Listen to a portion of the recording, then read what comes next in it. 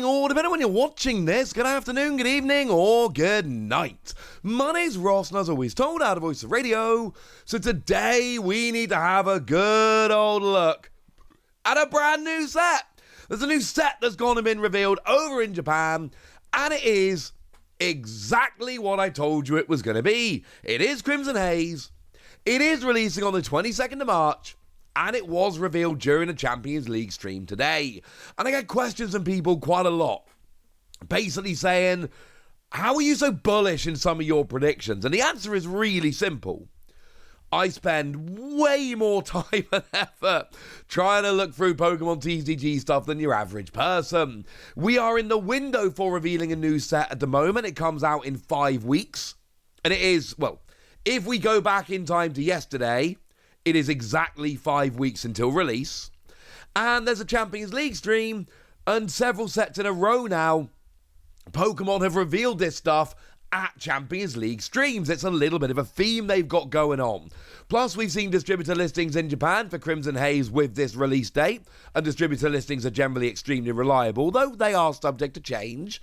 And obviously, Crimson Haze, I don't just play the TCG, I play the video games, and if you play the video games and the DLC, Crimson Haze, as I've been telling you, was always going to be Bloodmoon Ursaluna. Bloodmoon Ursaluna is exactly the kind of special Pokemon that would have its own set, but a mini set, not a main set. Remember, this is Scarlet and Violet 5A, not Scarlet and Violet 6. This was never going to get a main set. It's not big enough for a main set, but a mini set, this is absolutely perfect. You add it all together, and what do you get?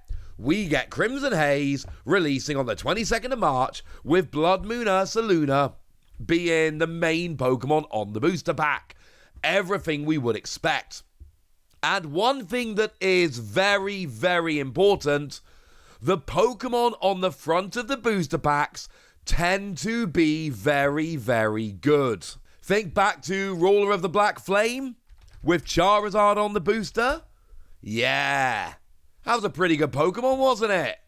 I mean, it's literally been like the best deck pretty much since it came out. Definitely one of the most, well, the most widely played deck. But post-rotation in Japan, there's no argument it's the best deck. You could argue that Raging Surf Garchomp wasn't exactly amazing, but it's alright and it's viable, and Golden Go, who's also on the front, is awesome. But then again, Raging Surf really was more of a collage. And Garchomp was like nominally the biggest Pokemon on there. This is very simply a look at Bloodmoon Ursaluna. I'm not saying it's gonna definitely 100% be good, but I am saying there is a very, very good chance that it is. But there are a lot of questions raised by this booster pack. Because of the 3 Pokemon featured on there, 2 of them have massive questions. Now, the good news is we've got Sinistchar there, and that one's nice and easy. It's a new Stage 1. Don't know how good it's going to be. Don't know exactly what it's going to do. But this one, honestly, should be really simple. It's a new Stage 1, nice and easy, crack on. Of course, it is a regional variant of Poltegeist. And, of course, we've seen Poltegeist being really quite good with Mad Party. I don't know if that's going to carry on. Maybe it will, maybe it won't. But I am telling you that it's been a thing, and that's kind of good. No real predictions here as to exactly what it's going to do or how good it's going to be. Just pointing out that this one's nice and easy. It's a Stage 1. It's going to come through as a Stage 1.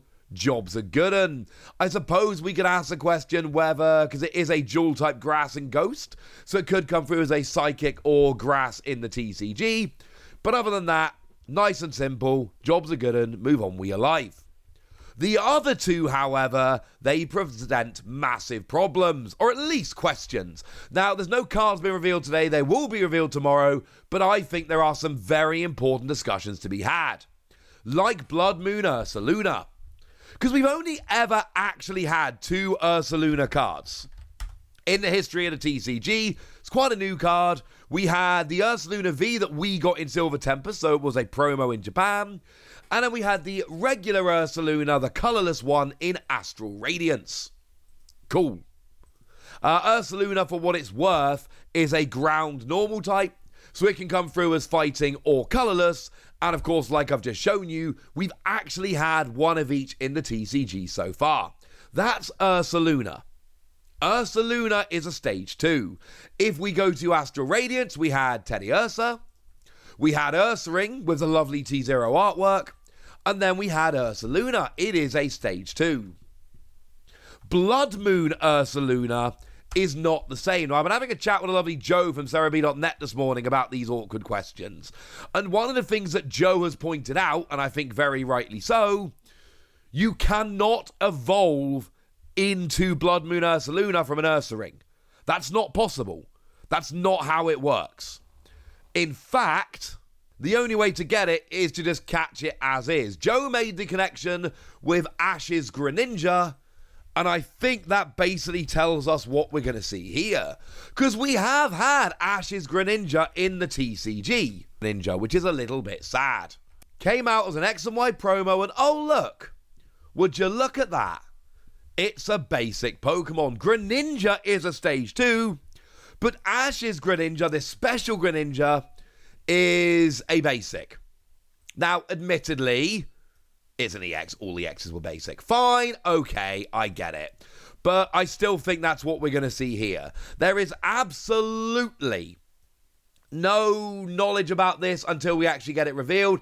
And let's be clear, there's about a 99.9% chance that one of the Pokemon revealed tomorrow is the Ursaluna. So we're not going to have to wait long to find out, and I will be back tomorrow telling you everything you need to know. That's how I roll. But I am entirely confident basic Ursaluna, Bloodmoon Ursaluna EX. That's what I'm going for. Basic Bloodmoon Ursaluna EX. Could absolutely be wrong. There is no promise or guarantee of this, but I feel very, very confident that that's what we're going to see here. Bloodmoon Ursaluna, incidentally, is the same typings, ground and normal, so it could come through as a fighting or a colourless. We don't usually get the big Pokemon as colourless. There are obviously exceptions, so I'm guessing fighting, but it could be colourless. We'll have to wait and see. Okay, what about the other one? Because if we look at the front of the booster pack, there is one more Pokemon which is featured, and that is Diplin. Diplin actually gets pride of place on the booster pack. Now, there is a fair point to be made here, and that is, this is clearly Teal Mask. This is like a full-on Teal Mask set, so obviously they are going to focus on Teal Mask Pokemon. And I don't know how many of you have played the Teal Mask. I have. I loved it, incidentally. But it's not like there's a lot of new Pokemon in the Teal Mask. It really isn't. So it kind of makes sense that they would go for Sinistcha and Diplin and Bloodmoon Ursaluna on the front of the booster pack, because they're clearly not going for the legendaries from Teal Mask now. And they will, incidentally, but again, they're getting. We know Mask of Change is going to be the next set, right? That's going to be where we get the legendaries. Okay? That seems pretty obvious to me. So, at least Ogerpon. So this is essentially the other Pokemon from the Teal Mask set. But Diplin raises some very interesting questions. Because, of course, we've had Appleton and Flapple. We've had them before. They are not new cards, alright? Nice and easy. The thing is, this is not the same. Now, I suppose, tiny spoiler for the Indigo Disc here, if you haven't played that through, but come on, it's been months, I'm sure we're fine. Diplin isn't the final evolution stage. Or, I suppose we should never really say that, because Pokemon get new evolution sometimes. Diplin has a known evolution. We know for a fact that it is not the end of the evolution chain. We've got Hydrapple. And this makes things very, very, very, very awkward. Because what happens now? In theory, there is a stage 2. And because there is a stage 2, we expect the stage 1 to be not that great. And yes, there's always exceptions, right? Look at Evolving Skies, and Flaffy is amazing with the Dynamotor ability, and the Ampharos is kind of rubbish and nobody cares. Like, that does happen sometimes, but generally speaking, the stage 1s tend to just be a conduit to the stage 2. But I don't think we're getting Hydrapple in this set. I could be wrong, But remember, this very much seems to be a teal mask themed set. And when I went to Creatures and I spoke to the design team of the Pokémon TCG, they talked about how one of the first things they do is get the theme of the set. And the theme of this set is blatantly non-legendary Pokémon from the teal mask. It's a very obvious theme. So why would you put Hydrapple into that set? But if you're not putting Hydrapple in the set, what do you do with Dipplin? Because it is a Pokemon that is going to get an evolution, if not this set, then in the future. So you can't make it too good, because it's going to have an evolution. But then it's on the front of the booster pack, you can't make it rubbish. And yeah, I know they did this with Snow Hazard. In Snow Hazard, they actually went and put Frigibacks on the front of the booster pack. But that was instead of Baxcalibur. We all knew Baxcalibur was coming. And then, of course, when Baxcalibur came, it was one of the best cards in the set. So I don't think that's the same here. Now, the obvious answer here is they might just put Hydrapple in the set. And if they put Hydrapple in the set, then fine, we're good. We're golden, we're ready to roll, okay? But generally speaking, the cards on the booster pack tend to be good, or in the case of like Frigibacks, evolve into something good. You know, the other two on the front of Snow Hazard here are Chen Pao and Squawkabilly, both of which are phenomenal cards. So, one of two things is going to happen here.